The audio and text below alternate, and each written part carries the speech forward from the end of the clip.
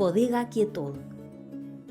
Mi nombre es Ricardo Juan, soy el titular de Bodega Quietud, una bodega que se fundó allá por el 2008-2009. Y bueno, y allá por el año 89 es como que tuvimos la oportunidad de viajar a Italia, y ahí fue donde prendió la mecha por esa pasión de empezar a incursionar en el vino. Y bueno, y lo fuimos llevando durante los años como para nuestras casas, ¿no es cierto? Era una satisfacción hacer un vino para nosotros, y bueno, hasta que empezaron a surgir los emprendimientos en el 2008-2009, con los primeros emprendimientos de Gobernador Duval y posteriormente Casa de Piedra. Y bueno, y ahí se fueron anexando otros emprendimientos que hemos estado acompañando a través de todos estos años, ¿no? Lo que empezó como una práctica casi íntima, ligada al disfrute y la experimentación, pronto se encontró en un contexto de transformación. A fines de la década de los 2000, La Pampa comenzaba a dar sus primeros pasos en la viniticultura. Emprender en ese escenario implicaba mucho más que producir. Significaba aprender, adaptarse y construir desde cero una identidad productiva en un territorio nuevo para el vino. Nosotros empezamos, cuando comienza la producción de Duval, ahí me convocan para ver si podíamos ponerle un granito de arena, y bueno, armamos un pequeño equipo, le pusimos un granito de arena, y los vinos de Gobernador Duval nacieron acá en la bodega, hasta que en el 2014 se fundó la bodega ya. Posteriormente, ya en el 2013, habíamos empezado a hacer los primeros ensayos con las uvas que se estaban empezando a cultivar en Casa de Piedra. Y ahí empezamos a armar un mini proyecto de ver cuál era el potencial de lo que se estaba desarrollando en la zona, y lo fuimos llevando a través de los años, y bueno, lógicamente eso dio curso a de que el crecimiento hiciera una explosión dentro de la vitivinicultura pampeana, ¿no? En pocos años, la actividad creció de manera sostenida, aumentó la superficie cultivada y se generaron nuevos puestos de trabajo vinculados a toda la cadena productiva. Hoy, la producción de vino en La Pampa no solo representa un volumen en litros, sino también una industria en expansión que redefine la identidad regional. En aquel momento pensábamos hacer algunas muestras, hacer unos pequeños litros, tratar de incursionar para que los que venían a traer la uva lograran su objetivo y empezaran a crecer cada cual por su lado. Lo que pasa es que eso nos obligó un poco a que el gran crecimiento que se dio en Casa de Piedra, nosotros empezáramos a hacer inversiones. Entonces ya la pasión esa ya pasó a ser ya un poco un objetivo ya mucho más específico, ¿no es cierto? Porque tuvimos 4 años prácticamente de investigación, y recién en el 2017 los vinos empezaron a aparecer al mercado. O sea, fueron 3-4 años que trabajamos, digamos, para ver el potencial y buscar el equilibrio, si era factible tener buena producción, o sea, cantidad o calidad. En principio se midieron en los ensayos las calidades de cada una de las cepas que se iban cultivando en Casa de Piedra. Eso dio lugar que el equilibrio en cuanto a lo que era cantidad y calidad era muy parejo.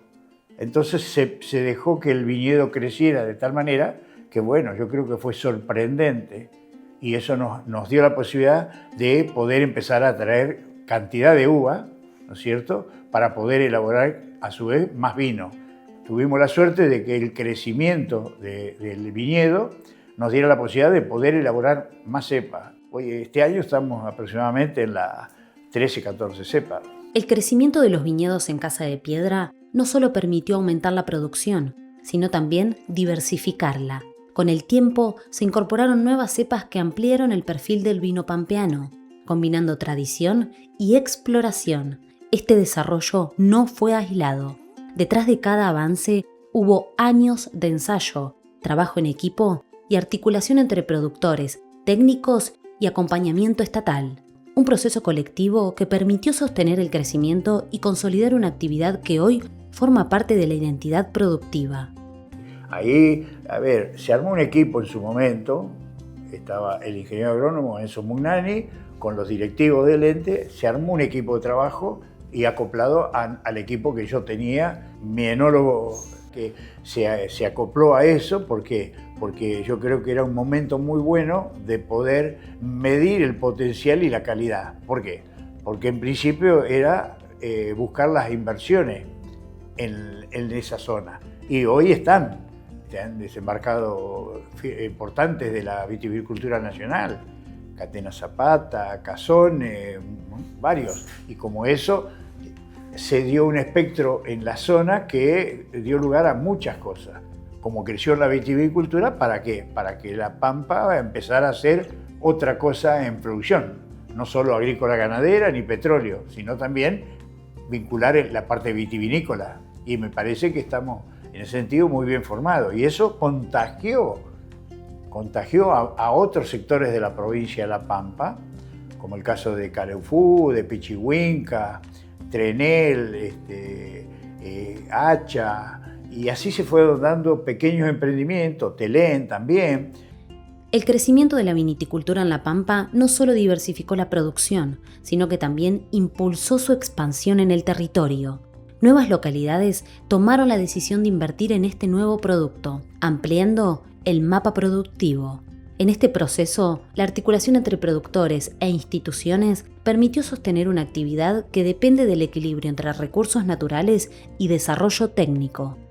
Y todo surge porque tuvimos la posibilidad de lograr una base de productos linda, buena, un trabajo noble, y ese trabajo nos dio premiaciones. Entonces esas premiaciones que eso despertó el interés no solo de los funcionarios municipales, sino del gobierno de la provincia, que puso muy buenos ojos, y también Nación, porque Nación en ese momento le aportó al caso de Duval para que esto creciera. Y bueno, y todo empezó a generarse a raíz de todo ese movimiento. Y eso también entusiasmó mucho a lo que yo les contaba antes, del interior de la provincia, que hay varios emprendimientos. Y también todo ese entorno dio lugar a que formáramos una cámara vitivinícola, en la cual se generó en todas estas charlas y conversaciones y encuentros que empezábamos a hacer en aquellos momentos, bueno, dio lugar a que generara una cámara vitivinícola, porque yo creo que también necesita un respaldo en la parte vitivinícola, ¿no? El crecimiento de la viniticultura también impulsó la organización del sector, consolidando una actividad en plena expansión. Pero el proceso continúa. Vamos a una pausa y ya volvemos. Estamos de vuelta de la fábrica a tu mesa. Todo proceso tiene un orden. En la elaboración del vino, cada etapa cumple un rol fundamental, desde el análisis inicial hasta la fermentación, donde comienza a definirse su carácter. Nosotros cuando la uva ingresa se selecciona, ¿no es cierto?, a través de una cinta clasificadora, y una vez que se selecciona hay una máquina secundaria que es la que hace el despalillado, o sea, es despojar el grano del racimo. El racimo sale por un sector y el grano va hacia o a la moledora o directamente a una bomba que lo impulsa al tanque de fermentación. Ahí es el movimiento que recibe la uva en el comienzo. En el tanque de fermentación puede durar de 7 a 10 días el proceso de fermentación, depende de lo que le apliquemos a cada cepa. Y después viene la parte donde se hace el descube,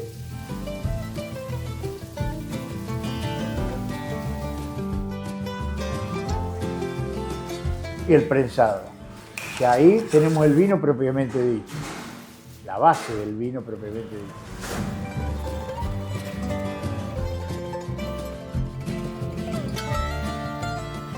Y de ahí empezamos los procesos, digamos, a seleccionar en qué rango van a entrar cada uno de esos vinos.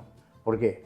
Porque como nosotros tenemos 3 segmentos de vino, uno que son las cepas puras de la bodega, hay otra que son selecciones en cepas puras y en blend, y los de alta gama que son blend también y de guarda.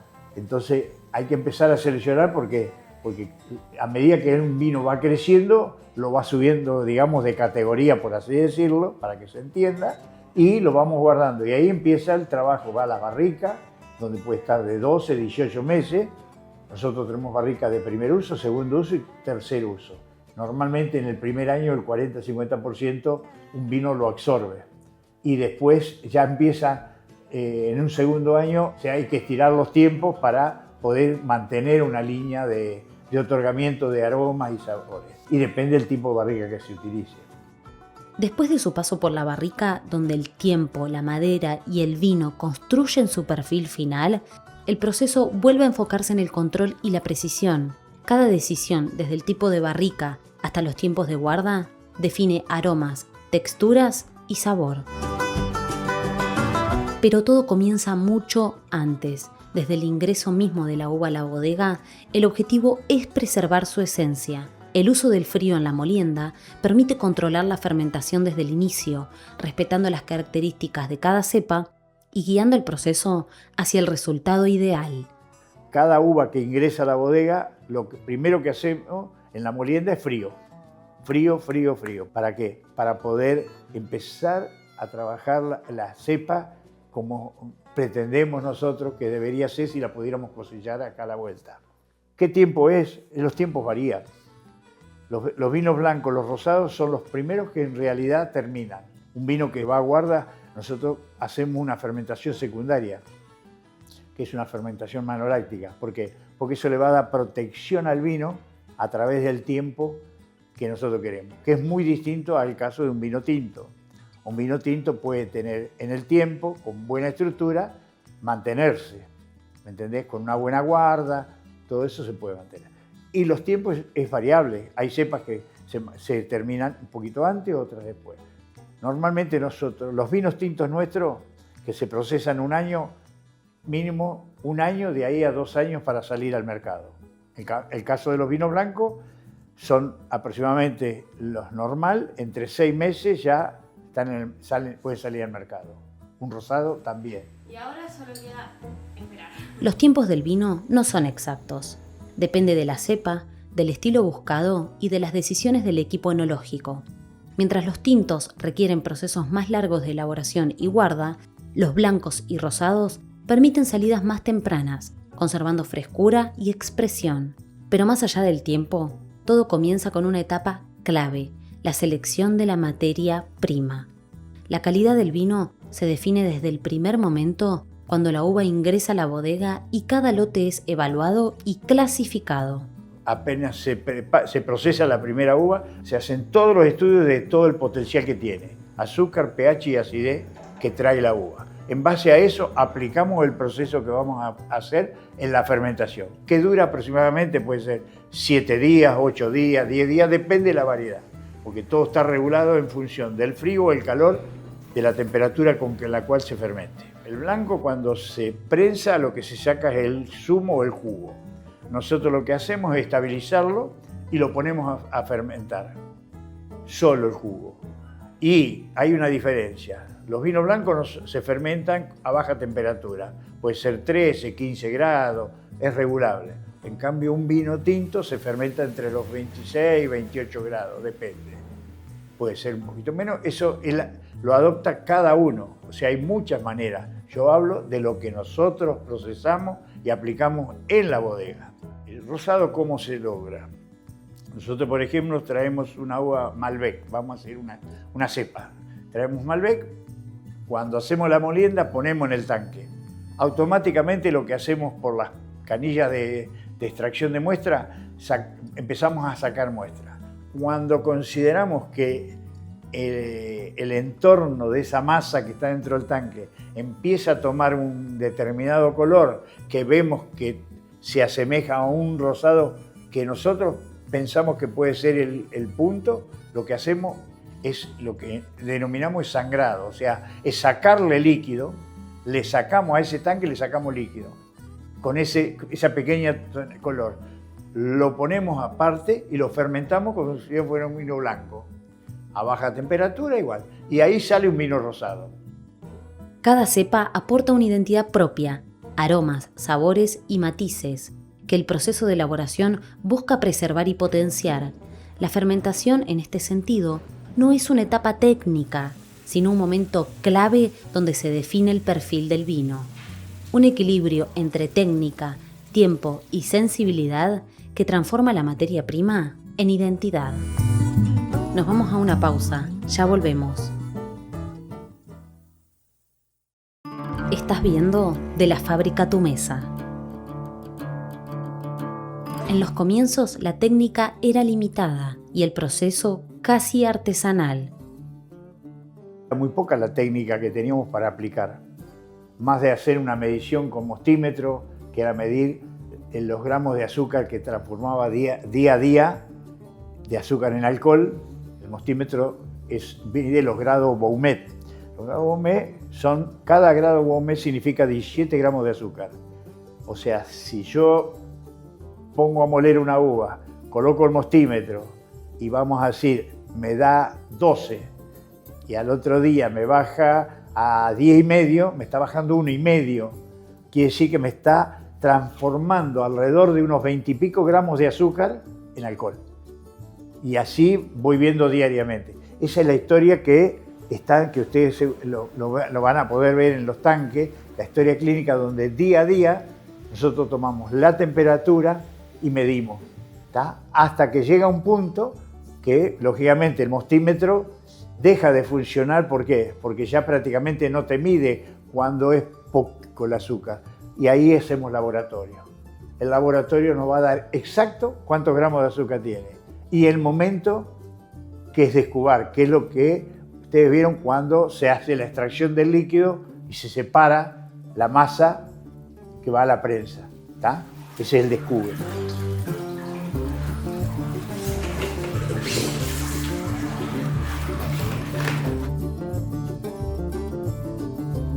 Y por ahí a veces hay que descubar cuando todavía a lo mejor te quedan 20 gramos de azúcar en un vino. ¿Por qué? Porque como nosotros probamos todos los días, tanque por tanque lo vamos probando, vamos viendo la sensación que nos va otorgando en la boca cada uno. Y por ahí te puede aparecer una sensación herbácea. Puede ser que a lo mejor la semilla que está o todo eso, al llegar a un punto te provoca una sensación herbácea. Entonces por ahí descubas antes para que ese herbáceo no progrese y después, una vez que hecho el vino, sea más fácil poder diluirlo con el tiempo. Definir el momento justo en la elaboración del vino no responde a una fórmula exacta. Es un proceso que combina conocimiento técnico, experiencia y sensibilidad. Es muy difícil definir el momento justo que un vino está listo. A ver, primero porque hay que ver, depende la cepa, digamos, el tipo de vino, si un Malbec, un Tannat, un Petit Verdot, uno busca, digamos, tratar de llevar una semejanza a la cepa. Todos los años los vinos realmente no salen iguales, porque por la maduración, por los tiempos, por una serie de factores que hace que no todos los años sea igual. Entonces, ¿qué pasa? Donde buscamos nosotros en la cepa es tratar de regular que la fruta que tiene, los aromas que tiene cada una, se mantengan año tras año. Más de usar la madera, otra cosa no se utiliza. Entonces es muy difícil acondicionar un vino, una producción tan pequeña, que es muy distinto a lo que es la industria, a la gran industria vitivinícola, donde hay millones de litros que se puede jugar en eso. Trabajar a pequeña escala implica otros desafíos. A diferencia de la gran industria, donde los volúmenes permiten mayores márgenes de ajuste, en producciones más acotadas, cada decisión tiene un impacto directo en el resultado final. Sin embargo, ese mismo recorrido, marcado por la experimentación y el aprendizaje, fue el que sentó las bases para dar el siguiente paso: salir al mercado. Iniciar la venta en el mercado, en realidad, surgió a través de todo este trabajo que yo les contaba antes, que hicimos en ese proceso de investigación. Y en el 2017 hubo que salir al mercado. ¿Por qué? Porque la gente decía, ¿cómo? Hablan tanto que estos vinos, que esto, y no estaban en el mercado. Entonces se empezó a abrir el abanico y se empezó a abrir el mercado de los vinos de La Pampa. Y ahí empezaron a salir los que se producen en Global y los que producimos nosotros, y los que producen en otro lado, Hacha, en fin, ¿no? Y bueno, y después la comercialización, lógicamente, eso cada bodega arma su estructura de trabajo. y va empezando a buscar los nichos. Mi postura son nichos chicos, en los nichos chicos donde el consumidor con quien lo va a proponer sea un parámetro cortito de trabajo y donde yo pueda hacerle a ese intermediario la transmisión de que cada uno de mis vinos en qué condiciones le llega para que lo pueda transmitir al consumidor. En mercados más acotados, el vínculo con el consumidor se vuelve directo y cercano. No se trata solo de vender un producto, sino de transmitir una historia, un origen y una forma de hacer. Esa identidad, construida a lo largo de los años, es la que hoy posiciona a La Pampa dentro del mapa vinitícola argentino. Mirá, yo desde los comienzos de que nosotros empezamos siempre fui optimista, pero yo creo que La Pampa está muy bien posicionada. Creo que hay mucha gente que le está poniendo el hombro para que la provincia de La Pampa siga en esto. Y creo que hoy hablar de vitivinicultura en La Pampa a nosotros nos tiene que sentir orgullosos como pampeanos. Y por supuesto yo lo veo reflejado en mucha gente que es pampeana, que no vive acá y que viene y tiene la posibilidad de probar y no puede creer que los pampeanos estemos haciendo estas cosas que le damos orgullo a la provincia. Y por supuesto tener el acompañamiento también de la parte de gobierno, eso es fundamental porque yo creo que esto se trabaja codo a codo. Estado privado, hay que seguir haciéndolo de una manera tal que esto crezca. Así como ha crecido en otros órdenes, esto tiene que seguir creciendo. Y yo creo que hay mucho entusiasmo. Y yo creo que por ahí se empieza. Y ojalá haya mucho viniera en La Pampa. Y ojalá se dé mucho. Me encantaría. Yo los años que me resta de vida me encantaría ver muchos lugares con viñedo en La Pampa. Me sentiría orgulloso. El vino pampeano es el resultado de años de trabajo, aprendizajes y apuesta colectiva, una industria que crece, que se consolida y que proyecta futuro. Hoy, cada botella no solo refleja un proceso productivo, sino también el sueño de quienes imaginaron que en este suelo también es posible hacer vino, un vino con cuerpo, con color intenso y con identidad pampeana.